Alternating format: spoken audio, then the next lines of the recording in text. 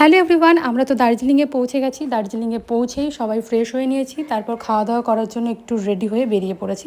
তখন 4:30 বেজে গেছে। আমাদের প্রচুর খিদে পেয়েছে, যেহেতু অনেকটা রাস্তা আমরা জার্নি করে এসেছি। খাওয়া দাওয়া করে রুমে চলে এসেছি। রুমে এসে হালকা ফুলকা একটু মেকআপ করে নিলাম, যেহেতু আমরা এখন বেরোবো মল মার্কেটে যাওয়ার জন্য। আর দার্জিলিংয়ে এসে মল মার্কেটে যাবে না, এটা হতেই পারে না, কারণ জায়গাটা ভীষণ ফেমাস। এখন তো আরও বেশি ভাইরাল হয়ে গেছে, বিশেষ করে এখন মানে কিছুদিনের মধ্যে এত পরিমাণে দার্জিলিং ভাইরাল হয়ে গেছে কি বলবো। প্রত্যেকটা ক্রিয়েটার হচ্ছে দার্জিলিংয়ে যাচ্ছে, আর এখানে হোপে এসে কেউ ফটো ক্লিক করবে না, এটা হতেই পারে না। তাই আমরাও একটু ভিডিও ফটো তুলে নিলাম।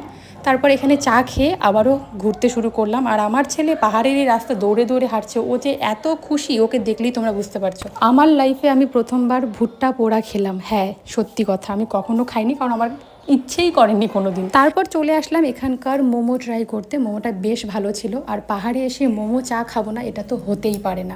নেক্সট ডে তোমাদের সঙ্গে একদম মর্নিংয়ে দেখা হচ্ছে, মানে সকালবেলা ঘুম থেকে উঠে দেখো আমাদের হোটেলের বাইরে চলে এসেছি। নামটা ছিল হোটেল রেড রোজ, যেটা উপরে লেখাই আছে। আর এটা কোনো রকম প্রমোশন ভিডিও না, আমি কোনো রকম প্রমোশন করছি না। সবাই যেহেতু দার্জিলিং ঘুরতে যাচ্ছে, তাই যেখানে 1000 টাকা রুম ভাড়া ছিল সেই রুম কিন্তু এখন 3000 করে নিচ্ছে।